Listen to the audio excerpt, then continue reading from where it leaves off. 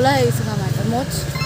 High, আমি প্রিয়াঙ্কা। সকাল সকাল আবার আজকে ব্রেকফাস্টে ছিল আমার ফেভারিট একটি ডিশ, যেটি ছিল ঝাল সুজি।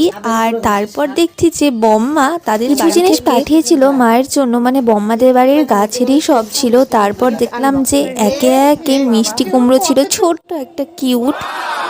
দেন পাঠিয়েছিল অনেকগুলো গোলাপ গাছের ডাল, মানে মা বলেছিল যে বম্মাদের বাড়িতে নাকি অনেক গোলাপ গাছ আছে, তাই ডাল দিতে। তাই বম্মা কিন্তু এতগুলো ডাল কেটে পাঠিয়েছিল, আর তার সাথে দিয়েছিল শাক, মিশালি শাক পাঠানো। ও সব টপে হয়েছে, এগুলো এগুলো কি সব আলু শাক? টপে হয়েছে। আলু শাক এগুলো সব? এটা হলো আলু শাক, এটা মিষ্টি কুমড়ো শাক। আর দেন আমি একটু সাজুগুজু করেছিলাম, একটু কয়েকটি ফটো তুলবো বলে, কারণ আমার না এই শাড়িটি ট্রাই করাই হয়নি, তাই ভাবলাম যে ট্রাই করে একটু কেমন লাগে দেখি। আর ফটো তোলার জন্য বুনুকে একটু ডেকেছিলাম, কিন্তু ও এত অলস যে সিঁড়ি দিয়ে উঠতেই চাইছিল না, পারলে ওখানেই ঘুমিয়ে পড়ে। সন্ধেবেলার দিকে একটু বেরিয়েছিলাম, মানে একদমই তো বাড়ির থেকে সেরকম বেরোনো হয় না, তাই একটু ভাবলাম আজকে একটু ঘুরে আসি। খোলা হয়ে গেছে কামাইটা মোচ।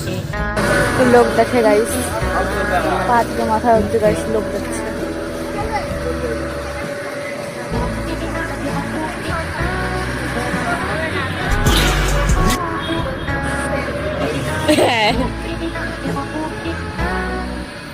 আর সেখানে গিয়ে অল্প ঘোরাঘুরি করে বসেছিলাম। বাকি দিনের তুলনায় সেদিন কিন্তু একটু ভিড় কমই ছিল।